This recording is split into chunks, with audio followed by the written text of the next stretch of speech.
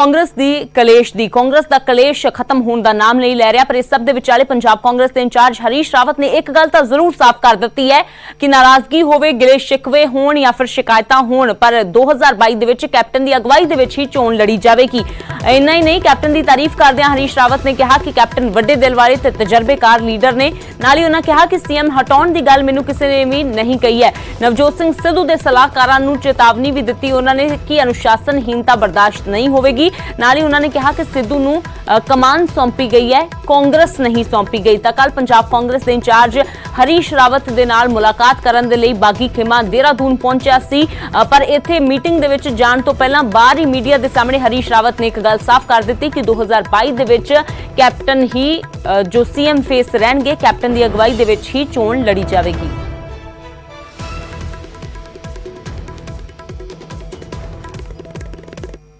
नहीं, ऐसी कोई बात नहीं थी। और न अभी हमने सीएम के फेस के विषय में कुछ कहा। और सत्यता ये है, हम अमरिंदर सिंह जी के नेतृत्व में ही 2022 में चुनाव हुआ। कल सिद्धू जी से अलग से मिले हैं, लेकिन सिद्धू जी इसमें हैं ऐसा किसी ने नहीं कहा है। देखो, गलत नहीं कहना चाहिए। हाँ, थोड़े परिवर्तन, क्योंकि सिद्धू एक अलग परिवेश से आए हैं और हमने कई बातों को देख करके उनको पंजाब में कांग्रेस का दायित्व सौंपा है, अध्यक्ष पद का, क्योंकि हमको आगे के लिए भी देखना था, तो आगे की तरफ देख करके सौंपा है। और इसका अर्थ ये नहीं है कि पूरी कांग्रेस उनको सौंप दी है। ये बातें बड़ी महत्वपूर्ण है।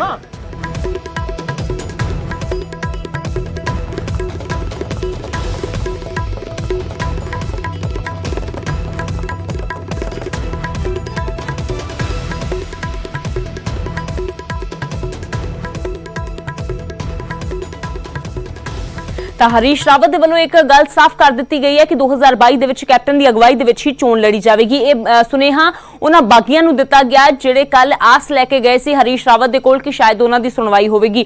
ਹਾਲਾਂਕਿ ਹਰੀਸ਼ ਰਾਵਤ ਨੇ ਮੀਟਿੰਗ ਤੋਂ ਪਹਿਲਾਂ ਹੀ ਕਲੀਅਰ ਕਰ ਦਿੱਤਾ, ਪਰ ਮੀਟਿੰਗ ਤੋਂ ਬਾਅਦ ਚਰਨਜੀਤ ਚੰਨੀ ਨੇ ਕਿਹਾ ਕਿ ਹਰੀਸ਼ ਰਾਵਤ ਨੇ ਸਾਡੀਆਂ ਸਾਰੀਆਂ ਗੱਲਾਂ ਸੁਣੀਆਂ ਨੇ ਅਤੇ ਉਹ ਸਾਡੀਆਂ ਮੰਗਾਂ ਦੇ ਨਾਲ ਸਹਿਮਤ ਵੀ ਨੇ। ਰਾਵਤ ਸਾਡੀ ਗੱਲ ਹਾਈ ਕਮਾਂਡ ਦੇ ਕੋਲ ਰੱਖਣਗੇ। ਚੰਨੀ ਨੇ ਕਿਹਾ ਕਿ ਲੋੜ ਪਈ ਤਾਂ ਅਸੀਂ ਵੀ ਦਿੱਲੀ ਜਾਵਾਂਗੇ ਤੇ ਹਰੀਸ਼ ਰਾਵਤ ਦੇ ਭਰੋਸੇ ਤੋਂ ਅਸੀਂ ਸੰਤੁਸ਼ਟ ਹਾਂ, ਇਸੇ ਲਈ ਵਾਪਸ ਚੰਡੀਗੜ੍ਹ ਜਾ ਰਹੇ ਹਾਂ।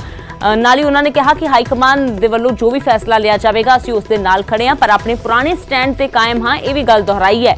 ਚੰਨੀ ਨੇ ਕਿਹਾ ਸਾਡੇ ਲਈ ਲੋਕਾਂ ਦੇ ਮੁੱਦੇ ਅਹਿਮ ਨੇ। ਮੰਤਰੀਆਂ ਵਿਧਾਇਕਾਂ ਨੇ ਕੁਝ ਮਸਲੇ ਚੁੱਕੇ ਨੇ, ਕਿਸੇ ਵਿਧਾਇਕ ਦੇ ਮਨ ਦੇ ਵਿੱਚ ਕੋਈ ਡਰ ਨਹੀਂ ਹੋਣਾ ਚਾਹੀਦਾ। ਇਹ ਹਰੀਸ਼ ਰਾਵਤ ਦੇ ਵੱਲੋਂ ਵੀ ਗੱਲ ਸਾਫ਼ ਕੀਤੀ ਗਈ ਹੈ। ਰਾਵਤ ਨੇ ਕਿਹਾ ਜ਼ਿਲ੍ਹਾ ਪ੍ਰਸ਼ਾਸਨ ਵੱਲੋਂ ਹਰਾਉਣ ਦਾ ਡਰ ਨਾ ਹੋਵੇ, ਸੰਬੰਧਿਤ ਲੋਕਾਂ ਦੇ ਨਾਲ ਗੱਲ ਕਰਾਂਗਾ, ਹਾਈ ਕਮਾਂਡ ਦੇ ਨਾਲ ਵੀ ਮਸਲਾ ਵਿਚਾਰਿਆ ਜਾਵੇਗਾ ਤੇ ਮੁੱਖ ਮੰਤਰੀ ਨੂੰ ਹਟਾਉਣ ਦੀ ਮੰਗ ਕਰ ਰਿਹਾ ਹੈ ਬਾਕੀ ਧੜਾ। ਪਰ ਇਹ ਗੱਲ ਜ਼ਰੂਰ ਉਹਨਾਂ ਨੇ ਸਾਫ਼ ਕਰ ਦਿੱਤੀ ਹੈ ਕਿ ਮੁੱਖ ਮੰਤਰੀ ਕੈਪਟਨ ਅਮਰਿੰਦਰ ਸਿੰਘ ਉਹਨਾਂ ਦੀ ਅਗਵਾਈ ਦੇ ਵਿੱਚ ਹੀ 2022 ਦੀ ਚੋਣ ਜੋ ਹੈ ਉਹ ਲੜੀ ਜਾਵੇਗੀ। पंजाब के वो मसले जो अभी हल नहीं हो रहे, उनको लेकर इनके पास आए हैं और इन्होंने हमारी बात सुनकर हाई कमांड से बात करने की बात की है। हमें आश्वासन दिया है कि और वो हमारी बातों से सहमत हुए हैं, इसलिए हम उनका आश्वासन लेकर वापस जा रहे हैं। वो हाई कमांड से बात करेंगे, हमें बुलाएंगे तो हम दिल्ली पहुंचेंगे। सो कांग्रेस में एक विधिवत तरीका है, अगर हम पंजाब में किसी बात से नाराज हैं तो हाई कमांड को अप्रोच करना होता है। उसके लिए जनरल सेक्रेटरी से सबसे पहले मिलना जरूरी है। उसके लिए आज हम मिले हैं इनसे और हम इनसे मिलकर इनकी जो हमें आश्वासन दिया उससे सेटिस्फाइड है और अब ये बात हमारी आगे रखेंगे। जो फैसला अरे जो कल हमने बातें की थी उससे हम आज भी खड़े हैं और हम आज भी पंजाब के मसलों के साथ हैं। Thank you very much. अरे जो कल हमने बातें की थी उससे हम आज भी खड़े हैं और हम आज भी पंजाब के मसलों के साथ हैं। Thank you very much. कुछ उनके ग्रीवेंसेस भी थे, मैं कहूँ कि कोई ग्रीवेंस नहीं था, केवल उनके पास सुझाव ही थे, तो वो भी कहना गलत होगा। कुछ उनकी शिकायतें थी फंक्शनिंग को लेकर के, एडमिनिस्ट्रेशन के, जिनमें स्टेट एडमिनिस्ट्रेशन भी है, डिस्ट्रिक्ट एडमिनिस्ट्रेशन भी सम्मिलित है। कांग्रेस का कोई एमएलए यदि अपने को इनसिक्योर समझता है और समझता है कि प्रशासन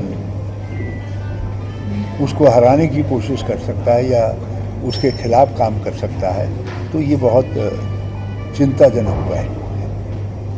और मैंने पहले भी कुछ शिकायतें आई थी, संबंधित व्यक्ति से और लोगों से मैंने बात की थी, और मैं चाहता हूँ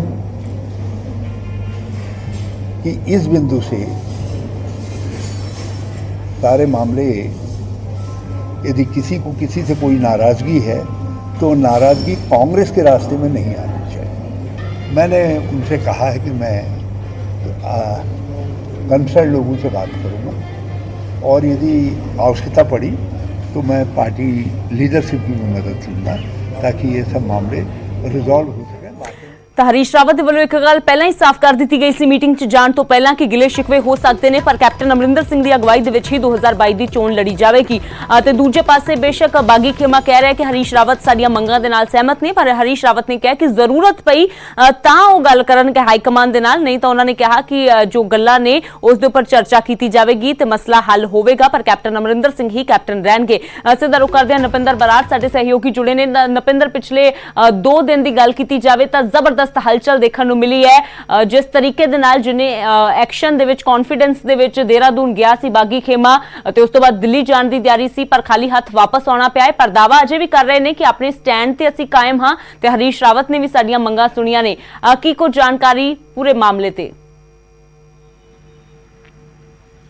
देखो, अगर कह लिया जावे अमृत के दिल्ली के राह चो ही इस बगावत नूं मोड़ दिता गया तो गलत नहीं होगा, क्योंकि पहला गल ये चली सी कि दिल्ली जावांगे, दिल्ली तो बाद अचानक प्लान चेंज होंदा और देहरादून की गल हो जाती है। हरीश रावत दे नाल जो गल होंदी है फोन ते हरीश रावत टाइम दे दिंदे ने, कहंदे ने कि तुसीं देहरादून पहुंचो, इत्थे पहलां गल करांगे, उस तो बाद दिल्ली जाओ। देहरादून पहुंचते ने ਜਿਹੜੇ ਬਾਗੀ ਗੁੱਟ ਦੇ ਮੰਤਰੀ ਹੋਣ ਜਾਂ ਵਿਧਾਇਕ ਹੋਣ, ਉੱਥੇ ਇੱਕ ਉਹਨਾਂ ਦਾ ਜਿਹੜਾ ਪੈਨਲ ਆ ਉੱਥੇ ਜਾ ਕੇ ਗੱਲਬਾਤ ਕਰਦਾ, ਪਰ ਉੱਥੇ ਜਾ ਕੇ ਜਿਹੜੀ ਗੱਲਬਾਤ ਹੋਣੀ ਸੀ ਉਹ ਗੱਲਬਾਤ ਹੋਣ ਤੋਂ ਪਹਿਲਾਂ ਹੀ ਹਰੀਸ਼ ਰਾਵਤ ਦਾ ਇੱਕ ਬਿਆਨ ਮੀਡੀਆ ਦੇ ਵਿੱਚ ਸਾਹਮਣੇ ਆ ਜਾਂਦਾ, ਜਿਹਨੇ ਬਹੁਤ ਕੁਝ ਤਸਵੀਰ ਸਾਫ਼ ਕਰ ਦਿੱਤੀ ਸੀ ਔਰ ਇਸ ਬਗਾਵਤ ਤੇ ਸਿੱਧੇ ਤੌਰ ਤੇ ਰੋਕ ਲਗਾਉਣ ਦੀ ਜਿਹੜੀ ਲੱਗਦਾ ਹੈ ਕਿ ਉਹ ਸਟੇਟਮੈਂਟ ਸੀ। ਸਿੱਧੇ ਤੌਰ ਤੇ ਉਹਨੇ ਪਹਿਲਾਂ ਹੀ ਕਹਿ ਦਿੱਤਾ ਕਿ ਕੈਪਟਨ ਅਮਰਿੰਦਰ ਸਿੰਘ ਦੀ ਅਗਵਾਈ ਦੇ ਵਿੱਚ ਹੀ ਚੋਣ ਲੜੇ ਜਾਣਗੇ ਔਰ 2022 ਦੇ ਵਿੱਚ ਕੈਪਟਨ ਅਮਰਿੰਦਰ ਸਿੰਘ ਹੀ ਹੋਣਗੇ। ਤਾਂ ਉਸ ਤੋਂ ਬਾਅਦ ਉਹ ਮੀਟਿੰਗ ਹੁੰਦੀ ਹੈ, ਤਾਂ ਮੀਟਿੰਗ ਦੇ ਵਿੱਚ ਕਿਸ ਤਰ੍ਹਾਂ ਦੀ ਚਰਚਾ ਹੋ ਸਕਦੀ ਹੈ, ਇਸ ਦੇ ਸੰਕੇਤ ਮੀਟਿੰਗ ਤੋਂ ਪਹਿਲਾਂ ਦਿੱਤੇ ਬਿਆਨ ਨੇ ਸਾਫ਼ ਕਰ ਦਿੱਤਾ ਸੀ। ਜ਼ਾਹਿਰ ਤੌਰ ਤੇ ਉਸ ਬਿਆਨ ਨੇ ਪੰਜਾਬ ਦੇ ਵਿੱਚ ਜਿਹੜੇ ਬਾਗੀ ਧੜਾ ਸੀਗਾ ਉਸ ਧੜੇ ਨੂੰ ਕਿਤੇ ਨਾ ਕਿਤੇ ਵੱਡੀ ਢਾਲ ਆਈ ਔਰ ਉਸ ਤੋਂ ਬਾਅਦ ਮੀਟਿੰਗ ਹੋਈ। ਹਾਲਾਂਕਿ ਮੀਟਿੰਗ ਤੋਂ ਬਾਅਦ ਜਿਸ ਤਰ੍ਹਾਂ ਚਰਨਜੀਤ ਸਿੰਘ ਚੰਨੀ ਬੋਲਦੇ ਨਜ਼ਰ ਆਏ ਕਿ ਮੀਟਿੰਗ ਬਹੁਤ ਸੋਹਣੀ ਹੋਈ ਹੈ, ਹਾਈ ਕਮਾਨ ਨੇ ਸਾਡੀ ਗੱਲ ਸੁਣੀ ਹੈ ਔਰ ਉਹਨਾਂ ਨੇ ਭਰੋਸਾ ਦਿੱਤਾ ਹੈ ਕਿ ਸਾਰੇ ਮਸਲੇ ਹੱਲ ਹੋਣਗੇ। ਦੇਖੋ, ਇਹ ਭਰੋਸਾ ਅੱਜ ਨਹੀਂ ਦਿੱਤਾ ਜਾਣ ਲੱਗਾ, ਇਹ ਭਰੋਸਾ ਪੌਣੇ 5 ਸਾਲ ਦੇ ਕਰੀਬ ਸਰਕਾਰ ਨੂੰ ਹੋ ਗਏ ਔਰ ਕਰੀਬ 5-6 ਮਹੀਨੇ ਬਾਅਦ ਹੀ ਇਹ ਕੈਪਟਨ ਅਮਰਿੰਦਰ ਸਿੰਘ ਦੇ ਖਿਲਾਫ ਸ਼ਿਕਾਇਤਾਂ ਸ਼ੁਰੂ ਹੋ ਗਈਆਂ ਸੀ। ਤਾਂ ਕਰੀਬ 4 ਸਾਲ ਤੋਂ ਇਹ ਭਰੋਸਾ ਦਿੱਤਾ ਜਾ ਰਿਹਾ ਹੈ ਕਿ ਕੱਲ ਨੂੰ ਤੁਹਾਡੇ ਮਸਲੇ ਹੱਲ, ਪਰਸੋਂ ਤੁਹਾਡੇ ਮਸਲੇ ਹੱਲ, ਤੁਹਾਡੇ ਵਿਧਾਇਕਾਂ ਦੀ ਸੁਣਵਾਈ ਹੋਊਗੀ, ਅਫਸਰਸ਼ਾਹੀ ਭਾਰੀ ਨਹੀਂ ਪਊਗੀ। ਇਹ ਗੱਲ ਤਾਂ 4 ਸਾਲਾਂ ਤੋਂ ਚੱਲਦੀ ਆ ਰਹੀ ਹੈ। ਉਹੀ ਬਿਆਨ ਜਿਹੜਾ ਇੱਕ ਵਾਰੀ ਫਿਰ ਤੋਂ ਦੇਖਣ ਨੂੰ ਮਿਲਿਆ ਹੈ ਕਿ ਹਰੀਸ਼ ਰਾਵਤ ਨੇ ਭਰੋਸਾ ਦਿੱਤਾ ਹੈ ਕਿ ਮਸਲਾ ਹੱਲ ਹੋਵੇਗਾ। ਜਿਸ ਤਰ੍ਹਾਂ ਤ੍ਰਿਪਤ ਰਜਿੰਦਰ ਬਾਜਵਾ ਨੇ ਸਾਫ਼ ਕਿਹਾ ਸੀ ਕਿ ਮੈਨੂੰ ਹਰਾਉਣ ਦਾ ਹੀ ਸਿੱਧੇ ਤੌਰ ਤੇ ਧਮਕੀ ਦੇ ਦਿੱਤੀ ਹੈ ਕੈਪਟਨ ਅਮਰਿੰਦਰ ਸਿੰਘ ਨੇ ਆਪਣੇ ਜਿਹੜੇ ਆਪਣੇ ਬੰਦਿਆਂ ਦੇ ਰਾਹੀਂ ਕਿ ਤੈਨੂੰ ਹਰਾਊਂਗਾ। ਤਾਂ ਦੇਖੋ, ਉਸ ਤੇ ਵੀ ਹਰੀਸ਼ ਰਾਵਤ ਕਹਿੰਦੇ ਨੇ ਕਿ ਅਗਰ ਇਸ ਤਰ੍ਹਾਂ ਹੋਇਆ ਤਾਂ ਉਹਦੇ ਬਾਰੇ ਗੱਲ ਹੋਏਗੀ, ਚਰਚਾ ਹੋਏਗੀ। ਤਾਂ ਜ਼ਾਹਿਰ ਤੌਰ ਤੇ ਇਹ ਕਿਹਾ ਜਾ ਸਕਦਾ ਹੈ ਕਿ ਜਿਵੇਂ ਪਰਸੋਂ ਬਗਾਵਤ ਇੱਕੇਦਮ ਉੱਠੀ ਸੀ, ਕੱਲ ਮਾਹੌਲ ਇੱਕੇਦਮ ਬਦਲਦਾ ਨਜ਼ਰ ਆਇਆ। ਬੇਸ਼ੱਕ ਬਾਗੀ ਧੜੇ ਨੂੰ ਲੱਗਦਾ ਹੋਏਗਾ ਕਿ ਸ਼ਾਇਦ ਤਸਵੀਰ ਬਦਲੇਗੀ, ਪਰ ਤਸਵੀਰ ਦੂਜੇ ਪਾਸੇ ਬਦਲਣੀ ਸ਼ੁਰੂ ਹੋ ਗਈ, ਕਿਉਂਕਿ 40 ਦੇ ਕਰੀਬ ਵਿਧਾਇਕ ਜਿਹੜੇ ਨਾਲ ਹੁੰਦਾ ਦਾਅਵਾ ਕੀਤਾ ਗਿਆ ਸੀ, 40 ਦੇ ਵਿੱਚੋਂ 32 ਉਸ ਮੀਟਿੰਗ ਦੇ ਵਿੱਚ ਸੀ, ਕਈ ਤਾਂ ਆਏ ਨਹੀਂ ਸੀ, 32 ਰਹਿ ਗਏ। 32 ਦੇ ਵਿੱਚੋਂ 7 ਆਪਣਾ ਬਿਆਨ ਜਾਰੀ ਕਰ ਦਿੰਦੇ ਨੇ ਕਿ ਅਸੀਂ ਕੈਪਟਨ ਅਮਰਿੰਦਰ ਸਿੰਘ ਨੂੰ ਹਟਾਉਣ ਦੀ ਗੱਲ ਨਹੀਂ ਕਰ ਰਹੇ। 7 ਤੋਂ ਬਾਅਦ ਇੱਕ ਸਤਕਾਰ ਕੌਰ ਜਿਹੜੇ ਨੇ 8ਵੇਂ, ਉਹ ਵੀ ਸ਼ਾਮ ਤੱਕ ਪ੍ਰੈਸ ਨੋਟ ਜਾਰੀ ਕਰ ਦਿੰਦੇ ਨੇ ਸਾਫ਼ ਤੌਰ ਤੇ ਕੈਪਟਨ ਦੀ ਹਮਾਇਤ ਦੇ ਵਿੱਚ। ਤਾਂ 8 ਚਲੇ ਗਏ। ਤਾਂ ਜਦੋਂ 32 ਦੇ ਵਿੱਚੋਂ 8 ਚਲੇ ਜਾਣ ਤਾਂ ਪਿੱਛੇ ਕੀ ਬਚਦਾ? ਅਜਿਹੇ ਦੇ ਵਿੱਚ 80 ਦੇ ਵਿੱਚੋਂ 2 ਹਿੱਸੇ ਜਿਹੜੇ ਆ ਕੈਪਟਨ ਅਮਰਿੰਦਰ ਸਿੰਘ ਦੇ ਨਾਲ ਡਟ ਕੇ ਖੜੇ ਹੋ ਜਾਣ ਤਾਂ ਫਿਰ ਸਿੱਧੇ ਤੌਰ ਤੇ ਸਪਸ਼ਟ ਹੋ ਜਾਂਦੀ ਤਸਵੀਰ ਕਿ ਕੈਪਟਨ ਅਮਰਿੰਦਰ ਬਿਲਕੁਲ ਸਿੰਘ ਨਵਿੰਦਰ ਸਿੰਘ ਦੇ ਤੌਰ ਤੇ ਕੈਪਟਨ ਅਮਰਿੰਦਰ ਸਿੰਘ ਦਾ ਧੜਾ ਹਾਲਾਂਕਿ ਮਜ਼ਬੂਤ ਧੜਾ ਹੈ ਤੇ ਦੂਜੇ ਪਾਸੇ ਕੈਪਟਨ ਅਮਰਿੰਦਰ ਸਿੰਘ ਨੇ ਬੇਸ਼ੱਕ ਚੁੱਪੀ ਸਾਧੇ ਰੱਖੀ, ਪਰ ਇਸ ਦੇ ਬਾਵਜੂਦ ਉਹਨਾਂ ਦੀ ਚੁੱਪੀ ਨੇ ਬੜਾ ਕੁਝ ਕਹਿ ਦਿੱਤਾ ਤੇ ਜਿਸ ਤਰੀਕੇ ਦੇ ਨਾਲ ਬਾਗੀ ਧੜਾ ਵਾਪਸ ਆਇਆ ਉਸ ਤੋਂ ਵੀ ਕਈ ਚੀਜ਼ਾਂ ਸਾਫ਼ ਹੋ ਜਾਂਦੀਆਂ ਨੇ। ਪਰ ਹੁਣ ਸਵਾਲ ਵੱਡਾ ਹੀ ਹੈ ਕਿ ਆਖਿਰਕਾਰ ਕਿਸ ਤਰੀਕੇ ਦੇ ਨਾਲ ਕਾਂਗਰਸ ਪੂਰੀ ਇੱਕੋ ਫਰੇਮ ਦੇ ਵਿੱਚ ਫਿੱਟ ਹੁੰਦੀ ਹੈ ਜਦੋਂ ਇੰਨੇ ਮਤਭੇਦ ਆਪਸ ਦੇ ਵਿੱਚ ਹੋ ਜਾਣ। ਖੈਰ ਸ਼ੁਕਰੀਆ ਨਪਿੰਦਰ ਇਸ तमाम ਜਾਣਕਾਰੀ ਦੇ ਲਈ। ਤਾਂ ਇੱਕ ਪਾਸੇ ਜੋ ਹੈ ਉਹ ਬਾਗੀ ਖੇਮਾ ਜਿਸ ਤਰੀਕੇ ਦੇ ਨਾਲ ਗਿਆ ਸੀ ਦੇਹਰਾਦੂਨ ਤੇ ਪੂਰੀ ਕਹੀ ਜਾ ਰਹੀ ਸੀ ਕਿ ਦੇਹਰਾਦੂਨ ਤੋਂ ਅੱਗੇ ਦਿੱਲੀ ਜਾਇਆ ਜਾਵੇਗਾ ਤੇ ਹੋ ਸਕਦਾ ਹੈ ਕਿ ਹਰੀਸ਼ ਰਾਵਤ ਹੀ ਸਾਡੀ ਅਗਵਾਈ ਕਰਕੇ ਦਿੱਲੀ ਲੈ ਕੇ ਜਾਣ, ਪਰ ਇਸ ਤਰ੍ਹਾਂ ਦਾ ਕੁਝ ਨਹੀਂ ਹੋਇਆ। ਹਰੀਸ਼ ਰਾਵਤ ਦੇ ਨਾਲ ਮੁਲਾਕਾਤ ਹੁੰਦੀ ਹੈ, ਮੁਲਾਕਾਤ ਦੇ ਵਿੱਚ ਹਰੀਸ਼ ਰਾਵਤ ਜ਼ਾਹਿਰ ਜੀ ਗੱਲ ਹੈ ਕਿ ਸਮਝਾਉਂਦੇ ਨੇ, ਜਿਹੜੀ ਗੱਲ ਉਹਨਾਂ ਦੇ ਵੱਲੋਂ ਬਾਹਰ ਕਹੀ ਜਾਂਦੀ ਹੈ ਕਿ ਕੈਪਟਨ ਅਮਰਿੰਦਰ ਸਿੰਘ ਹੀ ਕੈਪਟਨ ਰਹਿਣਗੇ 2022 ਦੇ ਵਿੱਚ। ਇਹ ਗੱਲ ਸਾਰਿਆਂ ਨੂੰ ਸਮਝ ਲੈਣੀ ਚਾਹੀਦੀ ਹੈ ਤੇ ਉਸ ਤੋਂ ਬਾਅਦ ਦੇਹਰਾਦੂਨ ਤੋਂ ਹੀ ਚੰਡੀਗੜ੍ਹ ਵਾਪਸੀ ਇਹ ਖੇਮਾ ਕਰਦਾ ਹੈ, ਪਰ ਇਹ ਕਹਿੰਦਾ ਹੈ ਕਿ ਸਾਡੀਆਂ ਮੰਗਾਂ ਜ਼ਰੂਰ ਸੁਣੀਆਂ ਗਈਆਂ ਨੇ, ਉਸ ਦੇ ਉੱਪਰ ਵਿਚਾਰ ਕਹਿੰਦੇ ਨੇ ਕੀਤਾ ਜਾਵੇਗਾ।